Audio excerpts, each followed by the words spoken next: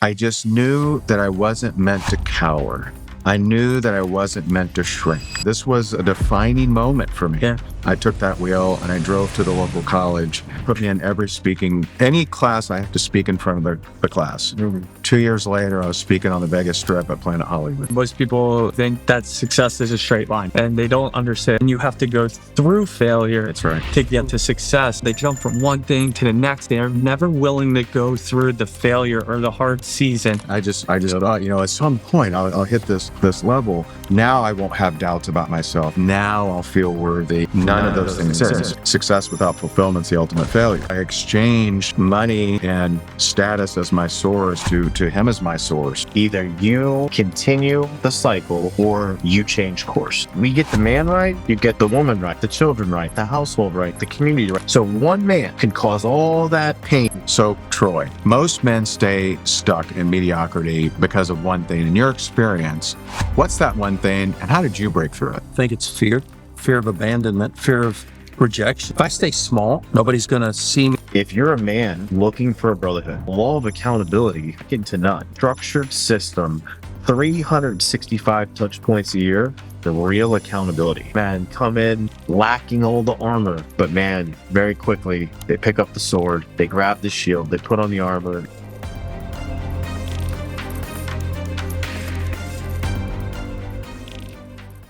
All right, gentlemen, take us back to a moment in your life where you knew you were meant for something bigger. Like, what was going on? What made you move forward? Why don't we start with you, Bryon? What do you got? It's a good question. I'd say probably very early on in life, I knew that I was meant for something, that God was calling me to something bigger. But if we can kind of fast forward to kind of why we're even here now, I could say for a long period of time, I would say probably more specifically over the last decade, I feel like, in my 20s, I was really on this trajectory of like following my calling, like really figuring out and stepping into my purpose. And then I just got to this point where I don't know what it was. It's probably just Bryon trying to lead the way, and I was not being very obedient. I feel like God was like, specifically, I have called you to a purpose, and I know, and I felt like I was walking in it. And then all of a sudden, it's like I took over and it all went away. So fast forward to now, I would say that in this last year is the most obedient I've ever been. And therefore, it's the first time that I can truly say that I am stepping into what I've been called to that I've known I've been called to for 2 decades now. But I'm finally walking in that. I finally feel like I'm stepping in and allowing God to lead my steps. I always say, like, I think it was in a sermon, or forget where it was in a sermon. I heard the pastor was saying something about, he said, I want you to picture you're in a car with Jesus. Like, where is he in the car? Is he in the back seat? Is he behind you? Is it kind of like, when you put your kid on the opposite of the back end seat, so you kind of look back and see him? Is he in the passenger seat? Is he in the driver's seat? And that hit me. And it actually didn't even hit me at the time. It hit me like recently. I'm like, I can honestly say that I've never let him drive. That the furthest he's ever made it up in the car is to the passenger seat. Maybe there's actually even been times where I'm like, hey man, I need to go do something. Can you take the wheel? Can you take the wheel real quick from the passenger seat? But he's never been in the driver's seat. So That's good. I could say that I've identified it for a really long time. I've just never been obedient enough to step into it. I can second that. I think, it's even from when I was a teenager, I knew going into the Marine Corps was something not everybody did. So that was something that I wanted to push through. But as I moved through that into adulthood and started really, what am I supposed to do? Trying the businesses, trying to do that. I remember one night praying, and I just felt like the Lord said, I called you to be second, not to be number one.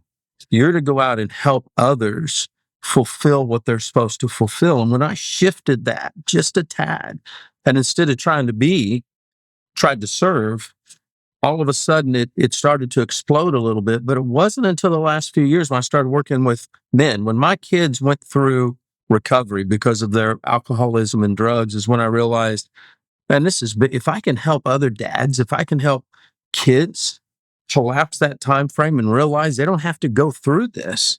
And then when you called and said, hey, I had a download, what do you think? It's like, it was like, okay, now, son, you're ready for what I wanted you to do. And it's like, it's been this progression. It wasn't overnight, but it was a progression to where we're at today. You know, what's funny is not many people really take the responsibility of being an armor bearer for someone in position number one. And so I love that you said that. That's a great. You just helped me, just in this very moment, have an awareness of what I was having a hard time trying to explain when you asked me that question. And I feel like it's like in my 20s, it's like that decade, it's like God was specifically preparing me for leadership. I felt like I was stepping into it. I felt like I was leading. I felt like I was taking charge. I felt like I do it. And I felt like I was in my purpose. And then all of a sudden, the next decade, he gave me this posture. It's almost like I felt like almost lost leadership, but I submitted myself to actually following to. I specifically remember when it happened. Now I can remember about 10 years ago when it was even in an environment and with a person that otherwise I don't know if I would have led, but it's almost like he's telling me, hey, just surrender. I want you to be an example of a follower so you can be a better leader. And I felt like I've been in that. And now all of a sudden, meaning thought I was on this path and I got train wrecked off of it because I'm like, what am I not doing? So that was huge. Yeah, for me, I can remember the exact moment. Gripping the wheel. I was early 20s, gripping the wheel of my green Hyundai Sonata, and I'm faced with a choice. All right, so at the time I'm working for county government, and my boss said, "Hey, on Wednesday, I want you to come in and do a little presentation for the division." And there were like 6 people in our division. I'm like, what do you mean? And they're like, she's like, just put together a presentation, just present in front of her. And I'm like, oh man. And so I don't sleep for 2 nights. Like I read The Idiot's Guide to Presenting and the Dummy's Guide, and I'm just so nervous. Now at the time, I don't actually know why. Looking back, I know why, because I felt like I was the stupidest guy in the room. I didn't think. I knew I was the stupidest guy in the room. I knew I was a hard worker, but I thought I was the stupidest guy in the room.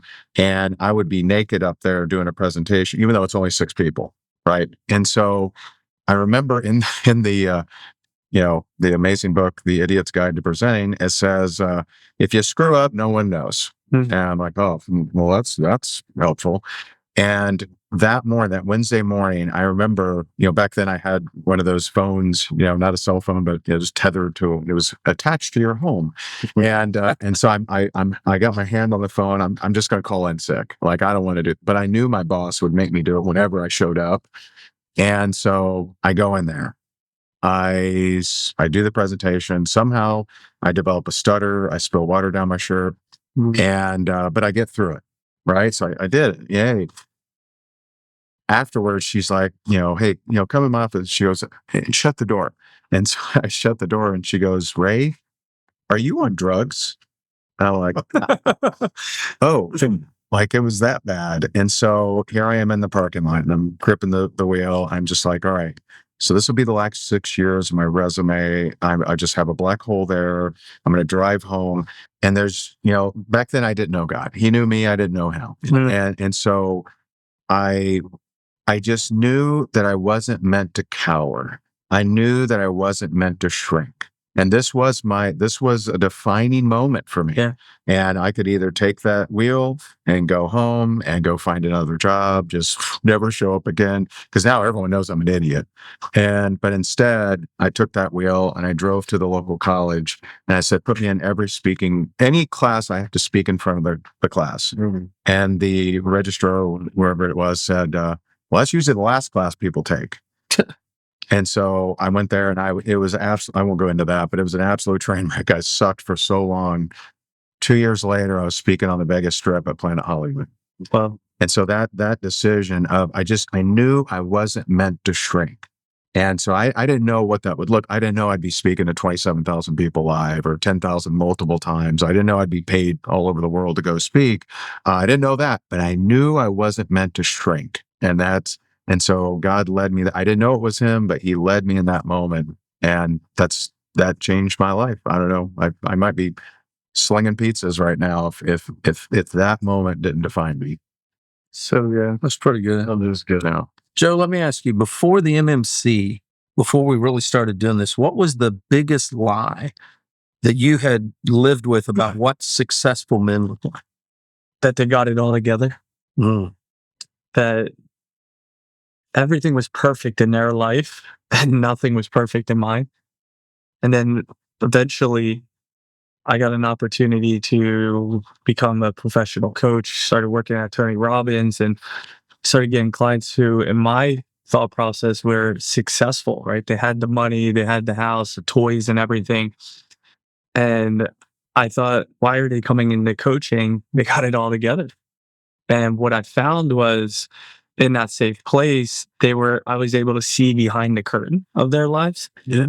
And honestly, a lot of them were very challenged. They were, in some cases, a train wreck. But and then that hit me because I was like, I used to put all these successful people on a pedestal. And once I started seeing that, I remember one of my mentors, by the world's ways, financially, they were just at the top. And I always had him on this pedestal. And then one day I realized I actually treat people a lot better than he does. Hmm. And so that pedestal started to shift. I was in shape more than him. My family life was better than his, right? Like really the only pillar he was winning in was financial. And I was like, what's the measuring stick of success? And I'm like, the Western society always says it's financial, but really there's other things like family, right? Like your relationship with God, all these other pillars out there that I was winning in. And I really started believing in myself. I was like, man, I'm successful actually. And he's not. I mean, that's when things started to shift, and seeing different clients, it really made a big difference in how I saw myself. Makes sense. I can see you thinking. Yeah, I'm trying to think about how to, man, my brain's going a million different places. I would say first it was just being in proximity and realizing very quickly, like, kind of like just like this guy puts his pants on the same way I do in the morning. And before being in proximity, it was all this makeup in my mind of like, oh, this is what success must be, or this is and when I got around somebody with massive success, now financial success and what looked really good on the outside, but I will tell you, when getting in proximity, I learned just as much about what I didn't want in my life as what I did. Yeah. And, I was also prior to that, and I think one of the reasons why I had a different expectation was because, when I got into business, I was still in the Marine Corps, and it was kind of this side hustle entrepreneur opportunity. And I don't know if it was a speaker that said it or where it was, but it was fake it till you make it. And I'm like, okay. And I understand the heart of fake it till you make it, the heart of like act as if, be successful, but not to the point where you're being inauthentic or you're lacking transparency. Because when I did get around people that were truly, they faked it. It seemed like they faked it till they made it. And then they continued to fake it because that's all they knew. Therefore, they were unwilling to be vulnerable. They were unwilling to be transparent. Therefore, they were not authentic. And for me, I'm like, dude, I've seen way too many people in that position set themselves up for the ultimate failure because, man, if everybody else thinks you're up there, you can't be real. You can't be. And that's the worst place to be. So one of the biggest shifts I've made is to it's almost like somebody, whether I'm speaking or going to do a training or whatever, most people you guys come out and they start with like just right out of the gate, just hammering, success and something compelling or whatever. Man, the first thing I like to do is just throw myself right under the bus to start. Like, man, I am, I may be teaching you this right now, but I've messed this up this way. I've messed this up recently. I'm getting better, and to come from that place of true authenticity and vulnerability, it really has changed everything. And the last thing I'll say is where it really made sense to me. We were talking about this. I think we were talking about this earlier today, but it's like the Bible says you'll know somebody by the fruit. Yeah. And from now on, I'm like, I don't have that skewed I don't have the expectation anymore. I'm just like, oh man, I'll get around successful people, and ultimately I'll find out if they are successful because I will ultimately know them by the fruit. So Yeah. there we go. Yeah. It's pretty powerful right there, right? What about you, man? For me, I don't know that I had, for me, it was, you had to reach a certain level, but I never had that defined. It was always just more than what I had. Mm. And so I very clearly remember thinking, man, if I had $1 million year, man, that would be pretty amazing. So, 2013, I had my first $1 million year, and 2014, my first $1 million month, 2015, my first $1 million day. And all of those were cool, but they didn't make me feel any different. And I thought they would. Yeah. I thought that, now I won't have doubts about myself. Now I'll feel worthy. And none of those things. And, speaking of Tony Robbins, he says success without fulfillment is the ultimate failure. Yep. I like, Zig Ziglar said, money won't buy happiness, but everyone wants to find out on their own. And that I just thought, at some point I'll hit this level. And so it really came to a crash. The beginning of 2020, I generated a decent amount of money, and wasn't any happier. And I should feel happy, but I'm not. And I knew something was missing.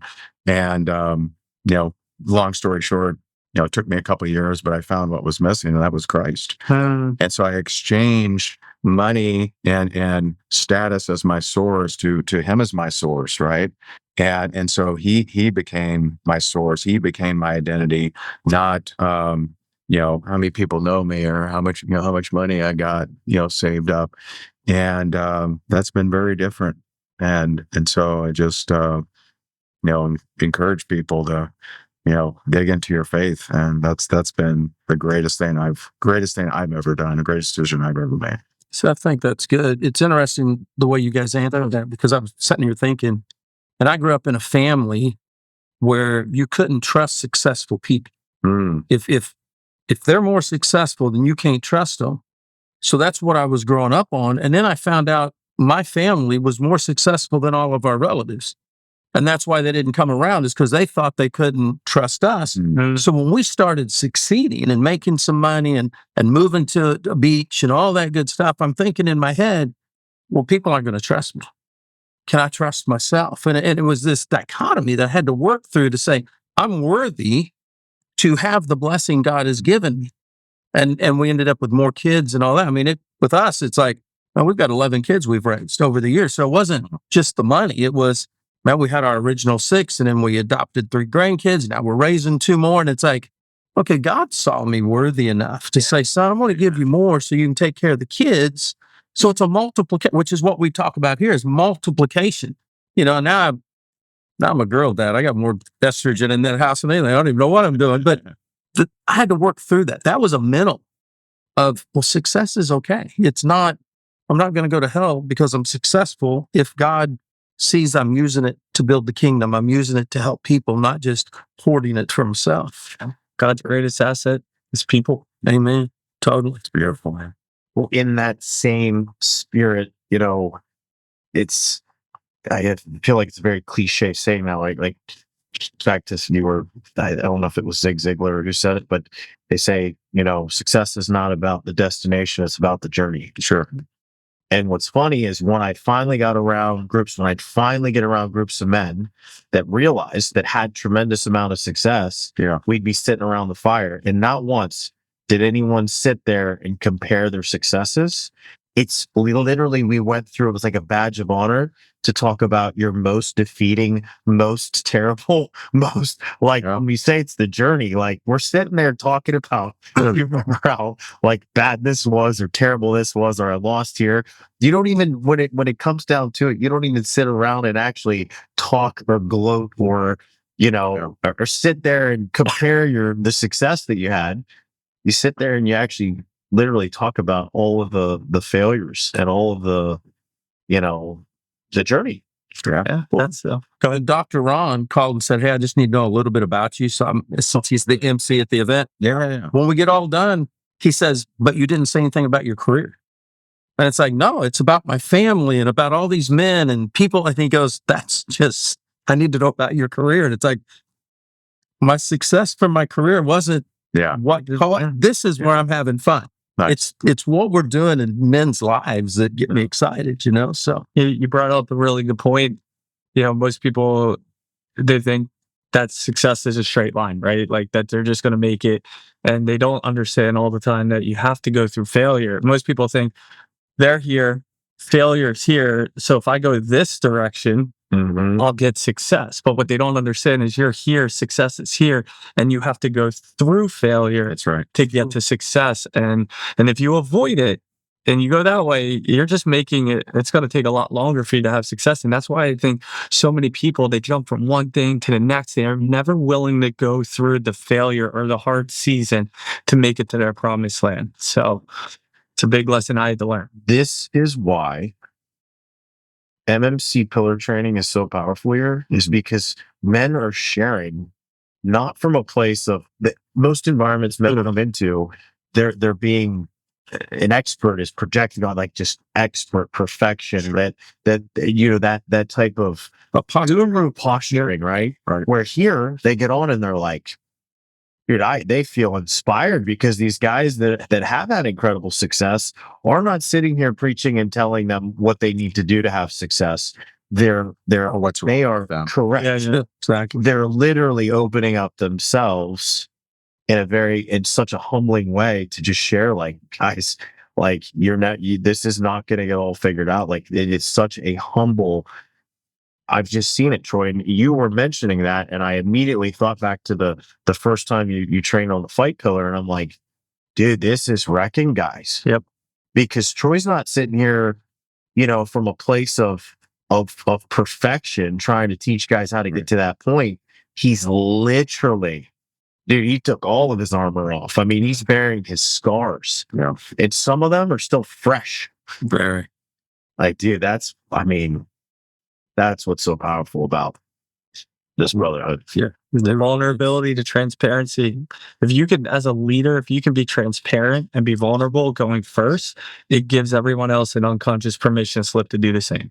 And if you put on that fake mask and you just, hey, everything's great. That's what my wife and I always say. Like, we like to share our highlight reel online, but we also like to keep it real because we don't want to create it or paint this illusion that someone can never get to, right? And now you're just setting them up for failure right out of the gate versus actually trying to help them. So I love, Bryon's right. Your training was unbelievable. Thanks, guys. I appreciate that. And I do think, there's a lot of men here who are have been very successful in all the different pillars. And, just something I've realized over the years is people are cool with your ups if they're aware of your downs. And so we have to be as brave as the people who need us and, be willing to paint that picture when because sometimes, I've done speeches or something and someone be, man, I wish I was a natural speaker. I'm like, you have no idea. You are made fun of. I mean, the first speech class in that college, like the teacher stops and goes, what was that? And I'm the old man in the class. They all cracked up. Like the entire class cracked up at me. So people don't see that, right? They see the keynote speaker. And so, we have to carry that vulnerability and encourage these men because they do have a great calling. So, Troy, most men stay stuck in mediocrity because of one thing. In your experience, what's that one thing and how did you break through it? Well, I can only speak for me. I think it's fear. I think early on in life, sometimes, at least for me, it became from that fear of abandonment, fear of rejection. So it's like, okay, if I stay small, then I don't have to worry about that. Nobody's going to see me. Nobody's going to look at me. I'm not going to be embarrassed because I failed. I took failure personally instead of realizing it was part of that journey. And the more that I've talked to men, especially my sons who have gone through some pretty traumatic experiences on their own, it was that fear.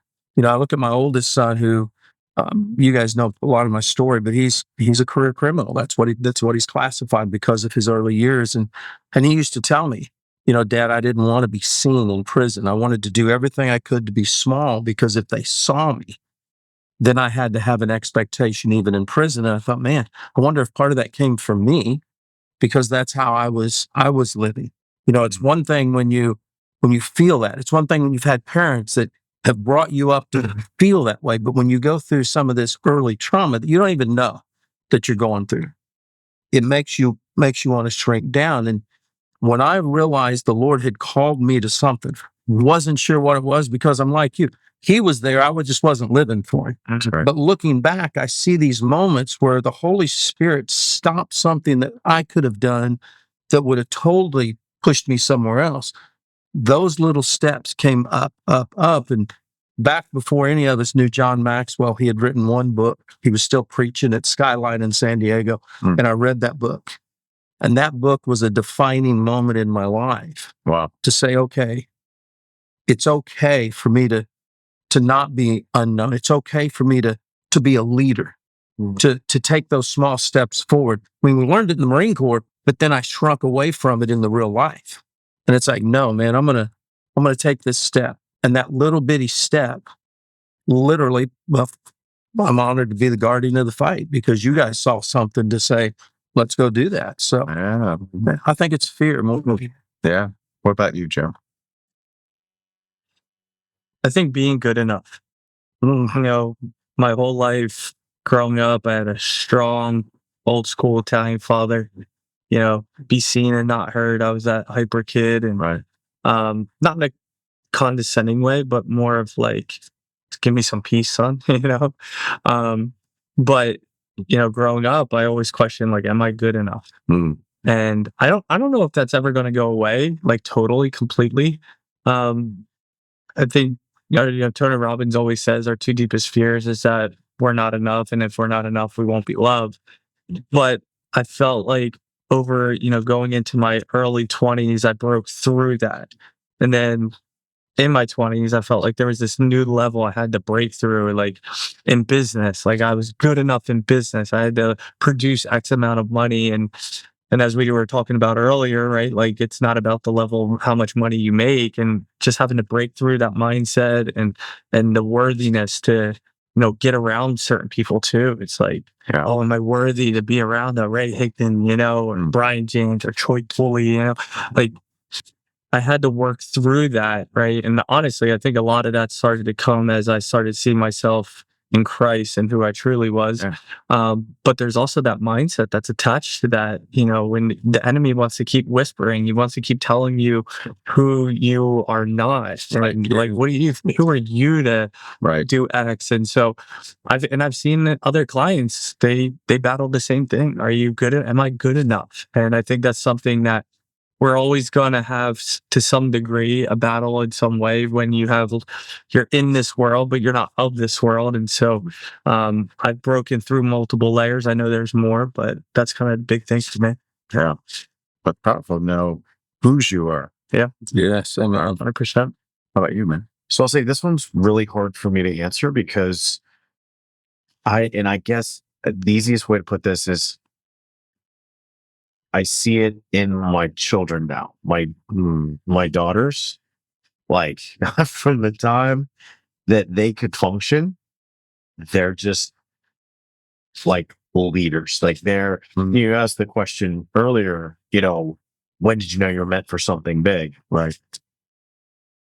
Two different things for me. I'm trying to explain when I felt like really that God just showed me I was meant for something bigger. Now, leadership and meant for something big, those two different things for me, because from a very young age, I just felt and sensed leadership. And I can now say that comes from somewhere. There's something generational because I see it in my daughters. What's this saying? You know, she's either going to be a CEO or in prison. Like, you know, like I'm speaking CEO, man. I'm speaking world changer, right? Yeah. But I can also see early on how the path could definitely, without good guidance, the path would go Lead the either way. country or the rebellion. Yeah, That's also my daughter. yeah, yes. So whether it was in sports or whatever, so I guess when I went from environment, maybe it's this, I never got a chance to, I would say, be in a lull or the gap to like sense and feel what potentially maybe most men potentially do if they're bored and the reason I say that is because from a very young age, I started playing sports. Like my dad I was competitive, right? Yeah. And sports gave me a place to perform. It also gave me a place when I did perform to be recognized, to be given words of affirmation. And most likely I was seeking them from my father, and then coaches, and then just really men that I respect. Like, you know, that was, and then I went from sports, like 3 sports in the summer in that environment, straight into the Marine Corps. And what did I do? I put myself in another environment where ain't no mediocrity. Like you don't step on the foot. The yellow footprints don't represent as far away from mediocrity as you could possibly get. Yep. And I guess that was a way, even joining the Marine Corps was like continue. I felt like I said, I always felt like I was supposed to lead. So I always put myself, and I was always in environments where I could lead, where I could perform, where I could lead. So then I went from the Marine Corps to an introduction in entrepreneurship. And in that introduction to entrepreneurship, I was surrounded by men and men and women, just people that, man, they were pursuing excellence, man. They wanted to be better. They were striving to be better. And then I started, someone recommended, hey man, read this book. I started with The Magic of Thinking Big. So it was like, I kept getting exposed to environment after environment where I never just to be flat out honest, I can't relate. And it was really hard for me to answer that question. Sure. Because at no point in my life do I feel like I have been in an environment where even the thought of mediocrity has had an opportunity to even exist. So I think it's a disconnect because I'm going through Think and Grow Rich. I'm going through all the books, the Marine Corps and all that. But then on this side, it was, I don't want to be seen. I don't want to risk that. I'll take the risk of life. I don't have any problem, but I didn't want to hear the words of rejection or the word of abandonment. So I just, it's that internal battle, external battle for years till the Lord help me break through that. So, well, I think that the older that going back to the very first question is, that's when I just think even where we're at today has come from this period of time that I was in, where if I always felt like I was meant to lead and then put in an environment where God has called that leadership into something bigger, and all my life since I was little, since all I know, same thing I see in my kids, and then I get to a point where it's like, man, now you're not supposed to lead, you're supposed to follow, or you're supposed to. That's really where I felt this last. I mean, I've really been tested, and I've really been put in that position where it's like, this is really what I've called you for through this process. So I don't know. It's crazy. I guess what I'm saying is maybe in these last couple of years prior to finally feeling like I'm stepping into what God's called me to do and being obedient, maybe the years leading up to that is maybe the first time I've ever felt mediocrity. Because, we always talk about here that a lot of men isolate, especially in their challenges or their failures. Yep, 100%. I'm just telling you, I can't relate to that. But here's what I can relate to. When I've had the most success I've ever had in my life, that is the point in time in which I was first exposed to isolation. Yeah. Not through my failures, because I feel like I was always in that environment that always just didn't allow me to be in that place of mediocrity. So therefore, I'm learning all this and I'm getting these, exposed to isolation and maybe that feeling of mediocrity that I never had an opportunity to experience. I actually maybe have experienced it through success like this, if that makes sense. Yeah. So yeah, that's a big, I mean, once again, we're asking these questions about having awareness and light bulbs going off. So Ray, what about you?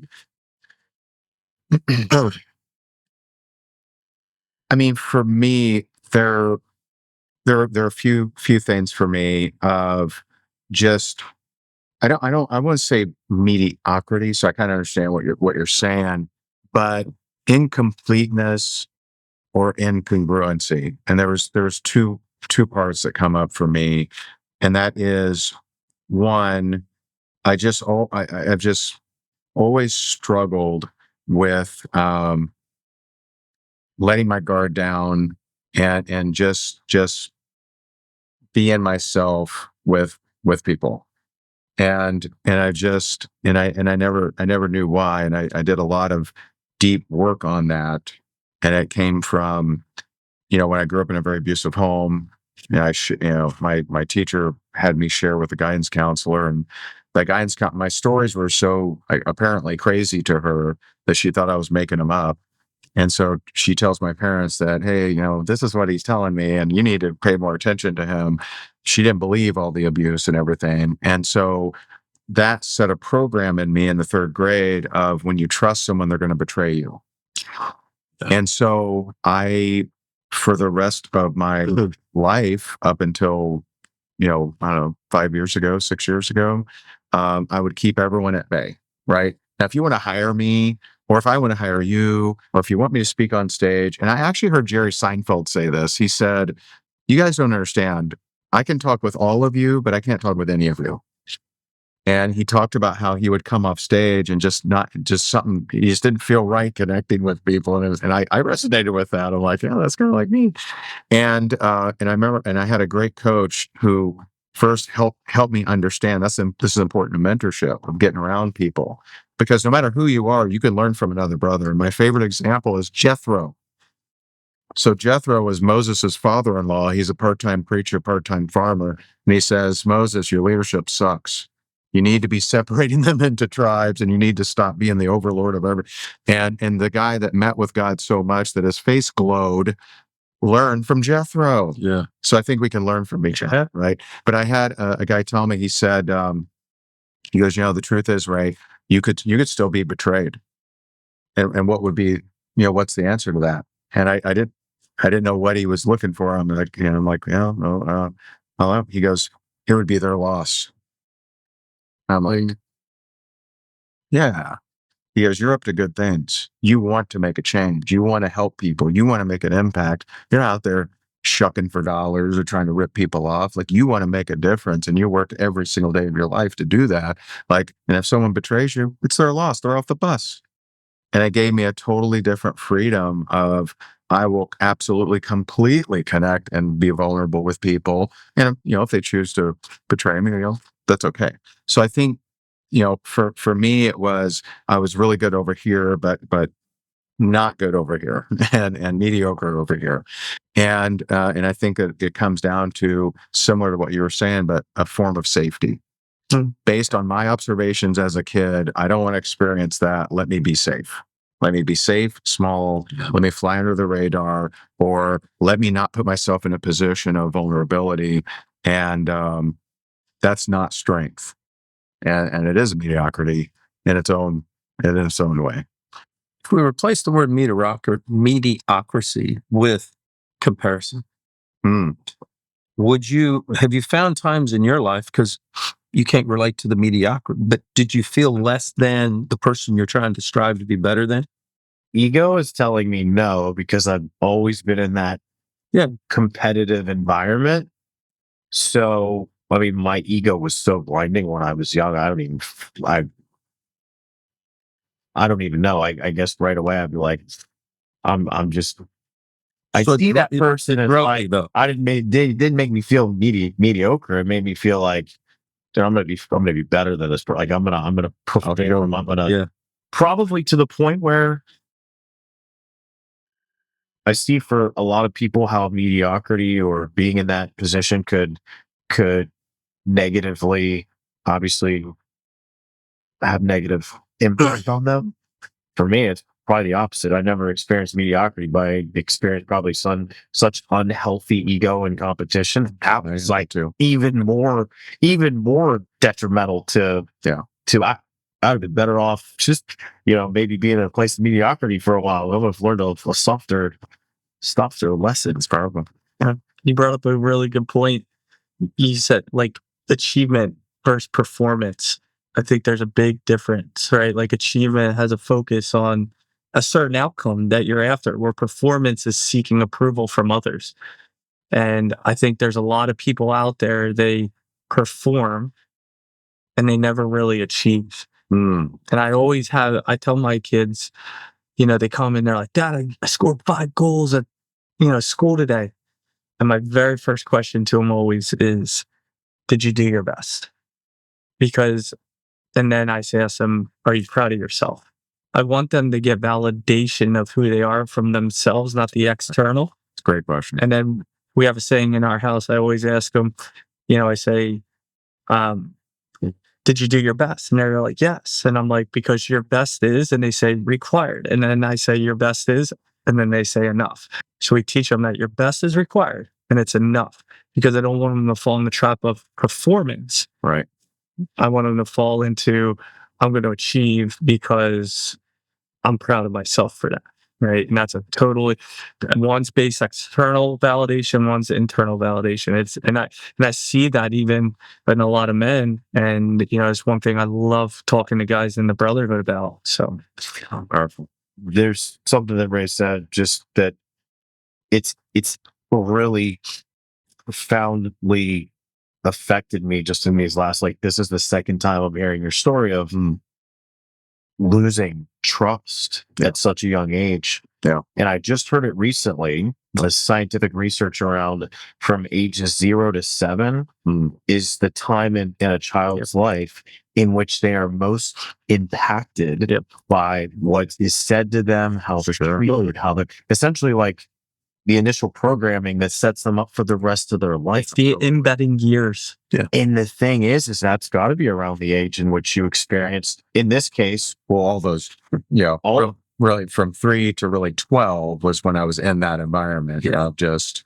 constant abuse and as a father of a daughter age 7, a daughter age 3, and now a grandson that's almost 2, man, it really, I had to say something, because for me right now, man, I'm committed to not forgetting that. Yeah. I'm already thinking man, my daughter's 7. I'm now assessing man, everything I said to her, everything I'm doing. She's still going to be 7 for another.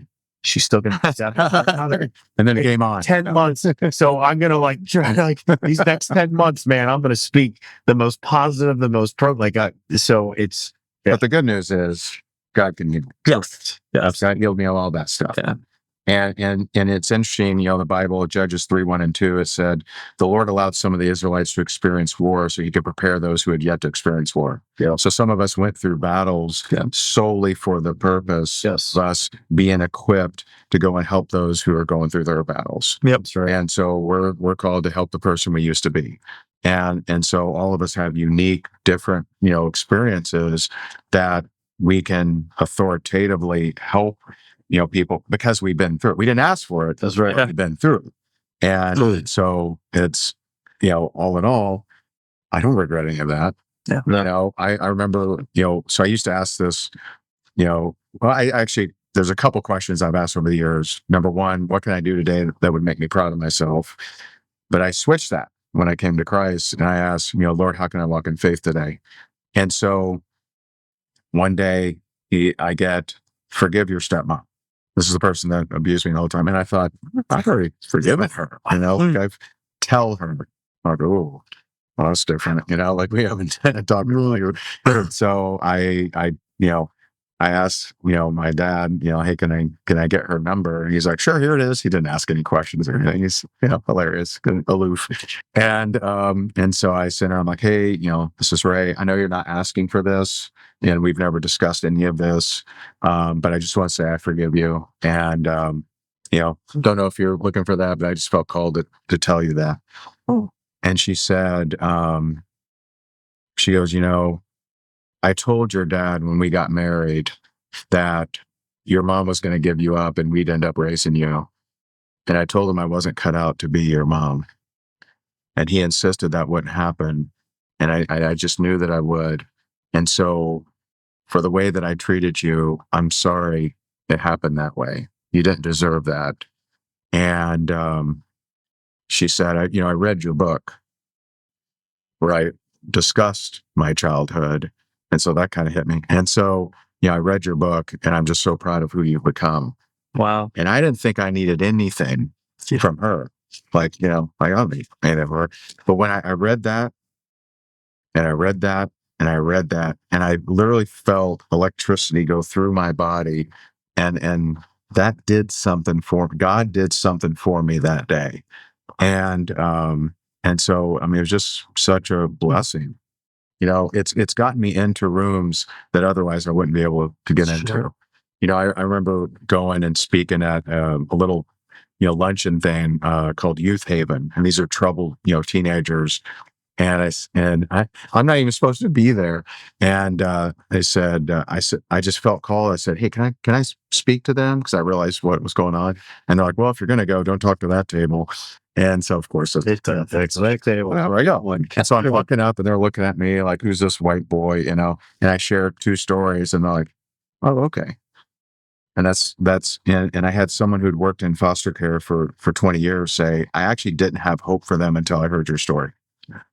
And so, but we all have that, if we share what we've been through, that's going to equip people who need that equipping. They need to hear our story. And it's just so important. Like you were talking about, instead of being the puffed up, guru of, hey, here's what I went through. You can get through it too. We can bring these guys out of that mindset just on the pillar calls like that, because we are so raw and vulnerable. Yes. They realize, okay, I am somebody. I can make it through this. I'm not just, Well, this is important because thank Jesus for forgiveness, right? Yeah. So first and foremost, Yeah. So there's 2 things. It's in med. It 2 things can happen. Either you continue the cycle of what you went through, Right. or you change course. You now change generationally. You go a different path. Right. And this is where, kind of back to what I meant with my kids, like I have a choice, like which route do I go? And we talk about men, like, and that's what we talked about the other day, because I was always putting it in a pot. I was always giving the positive spin on it, which is men, like men. Why millionaire man cave? Why is this not families? Why is this not children? Why is this not the family unit? Why is this not for women? Why is it not? Because I just believe what I read, that the man, The studies. the man, Proof. all the science, whether it's, biblically or scientifically or all of it together, but we get the man right. Yeah. You get the woman right. You get the children right. You get the household right. You get the community right. So what I was saying is that I'm always giving the positive spin on how men can be multipliers, force multipliers for good. Then I was reading something the other day, and I looked and saw how there was this example that was talking about this one man, and because this one man was absent in his family, and not just absent, but like not just absent, but he inflicted pain and hurt, and and then there was also periods of being absent. Yeah. And the story that I read went through how not only did it negatively affect his wife, that his wife then carried over into her next marriage, Mm. and then into her next, and then multiple marriages, and how the kids, it affected them negatively. And it actually even affected their friend circle Mm. because they were so traumatized, and it gave this, Well, it multiplied. And then how it multiplied in the relationship between the grandparents, the parents, and so it just continued to just show this just constant multiplying of negative, of a forced multiplication of havoc, of recklessness. So one man can cause all that pain and all that hurt and all of that, all of that curse, call it, not even in his own generation, but it showed how it affected even others outside of his own line. So think about putting that for good. Like think about a man that is present, a man that is doing a man that is growing and developing in those pillars, a man that is dedicated to being better, and how now, and that's what I love, like the effect they have on their children. And now when their children hang around their friends, they get a chance to see what a real father and a real husband or a real model is, because it can affect so many others, right, in their sphere. So, You say that. I sent a question out to all my kids a couple of weeks ago after a pillar call and said, hey, when people ask you about your dad, what do you tell them? That's a dangerous question to send, especially adult kids. yeah. And every one of the first six, well, the first five, the sixth one wouldn't answer, but the first five all said, hard worker, always provided for the family. We had everything. Nothing about love. Mm. He was a good worker. Mm. But then as it dropped, my youngest, who's 16, he loved his family. Mm. So when you break those curses, because you want to, that's the passion behind why I'm here at the MMC, is because we can do that. By turning it over to the Lord and saying, no, I'm not going to be stuck. I'm not going to repeat the pattern. And since you guys know, 297 weeks is when I hit bottom. Not one of my boys, drugs, alcohol, prison, they've all, they see what you do and they shift, so just, I'll be here until the Lord comes back, man. So, yeah. Love it. It's like that outbreak that it starts, the outbreak, it's red, it's colored red, and it's starting to spread. And then all of a sudden, man, it just starts coming back completely, it's gone. And then it starts spreading again, but it's green. Yeah. Like, you know what I mean? This reversal of a negative force multiplier. Yep. Now comes back and becomes a positive force multiplier. You're literally seeing it take place. It was cool because, man, those first ones that came back, it's like, gosh, man, this is what I'm telling you guys not to do. And I really did live it. And then here's this little girl, 16, saying, my dad loves me. It's like, this is awesome. It shows you can change at any point. And God will guide you. So we've obviously talked about a lot of different things, a lot of different drivers of why we're really excited about Millionaire Man Cave, this community, the leaders that are here. What would be one thing that each of you would, you've got someone either, I would say there's two scenarios. You've got someone that's watching this that they're checking out Millionaire Man Cave. They're checking out to see what this is about. Like how could this benefit their life? And obviously, I think we probably, throughout everything we've talked about it, there's something that they can relate to and say, man, that would be big for me. Or it's somebody that's now joined this brotherhood and they want to know what they can look forward to. Like they really want to know, hey, what kind of breakthrough can I actually have? Or what can this brotherhood do for me? So either one you want to speak to, was one thing that you could leave with a brother or a potential brother that, could make a big impact? Mine's very simple. You get out what you put in, right? It's so many times I've seen people, and even myself, I've joined something or I've been part of something and I didn't contribute or I wasn't proactive in it. And therefore I'm like, man, I don't feel like I got the value out of it.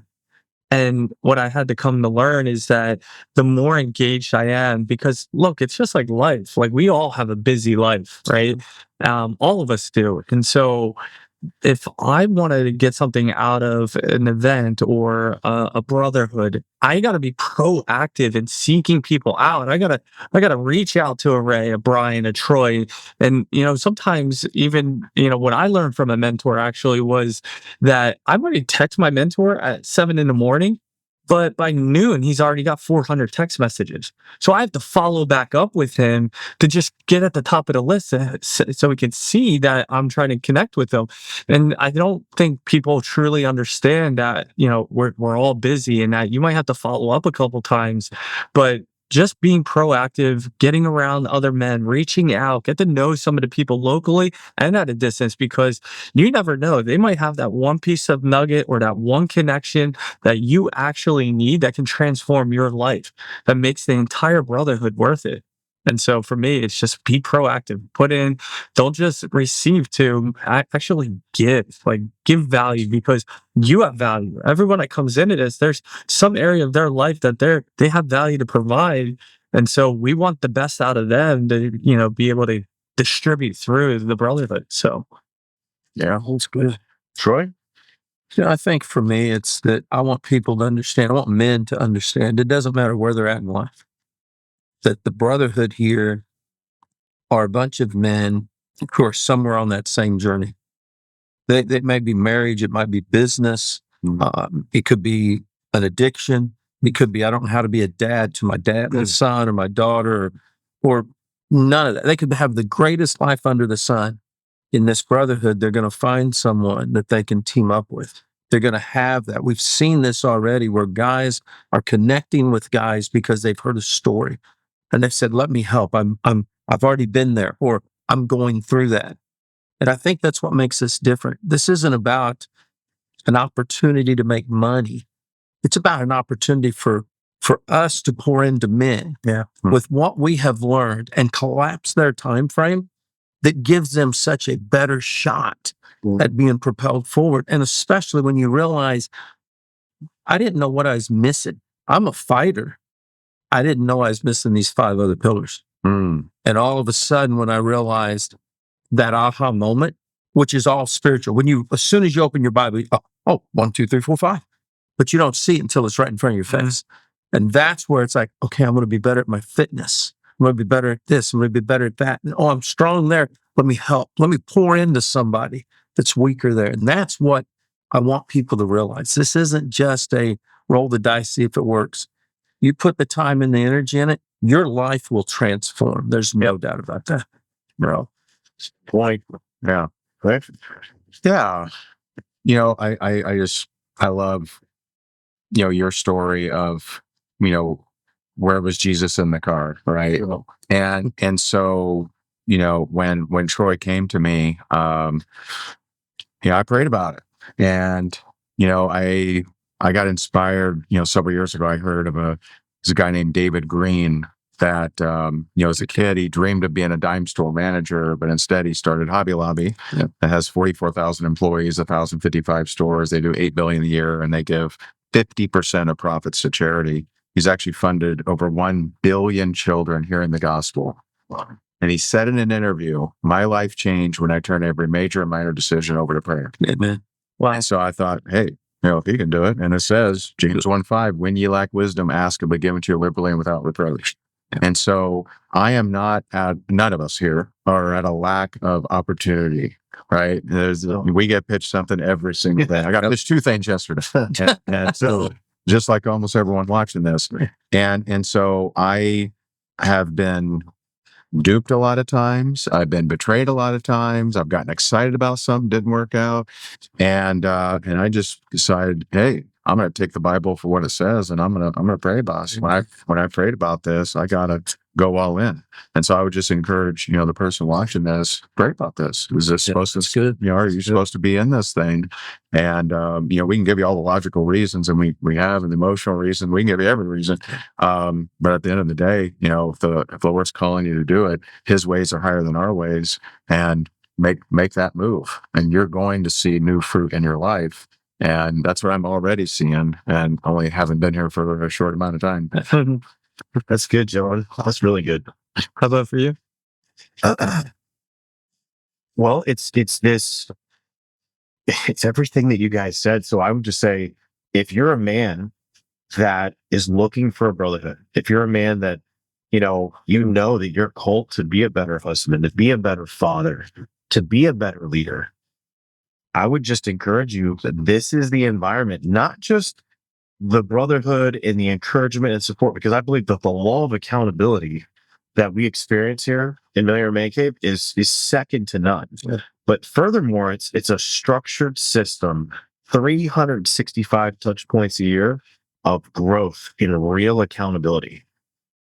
And that's something that I've always had intentions. Like, these are the things that I know I need to do. It's like, why didn't I do them? Yeah. And it's because I've just never had a system, a structured system that I could follow. That was the first thing. I didn't have a structured system that I could follow to be able to grow, nor was it broken down into 6 pillars with very specific disciplines that would actually help me have a real framework to really measure my growth and success. Yeah. I never had that. I've always wanted it, just never had it. But then it's one thing to have that. It's another thing then to have a brotherhood of men that's encouraging me and supporting me and there for that accountability that actually makes all that work. So if you're a man that's looking to experience that, I can tell you that this is a brotherhood that you can trust, that you can bring your stuff here, that you can be vulnerable and know that whatever you share here, we say that, what do we say there, Guardian, that what happens in the cave stays in the cave. Man can come into this environment and know that, hey, we're not here to fix anybody. We're just here to support. We're here to lend and hopefully, like you said, shrink, collapse the time frame. Right? Well said. And we're just here for that support. So, and what you say here stays confidential within this brotherhood. So these are all things that I think you can trust. And that's why we're here. Everything that these men have shared and said, that's valuable. Now, if you're a man that's already in the cave and you're like, what can I, like, how do I, I've done things like this before. I've been in environments like this before. I never saw it through. Or if you're somebody that's like, man, I would really like to step up and lead this. We said there's 2 different categories. And really at the end of the day, most of us fall in the third category. It's, you're either a man that needs this or you're a man that wants to lead this. Yeah. Or like me, and like these guys, both. Yeah, both. So if it's both, I can just tell you one thing we found out very early here is that the best leaders are just simply the best followers of the system. I was just talking to a man today. He joined this brotherhood a little over 45 days ago. And I have not spoke to a man yet that needed this brotherhood more than he needed this brotherhood. But in a period now of 45 days, he has gone from needing it and truly, going all in to now where I actually see him starting to lead it. Yeah. And his wife called him the warrior. And that is so Nice. powerful. Yeah. To see men, they come into this environment and they may come in, lacking all the armor, but man, very quickly they pick up the sword. Yeah, they do. They grab the shield, they put on the armor, and so I just encourage you, man, press in, be the best follower of the system, and watch incredible things happen. Love.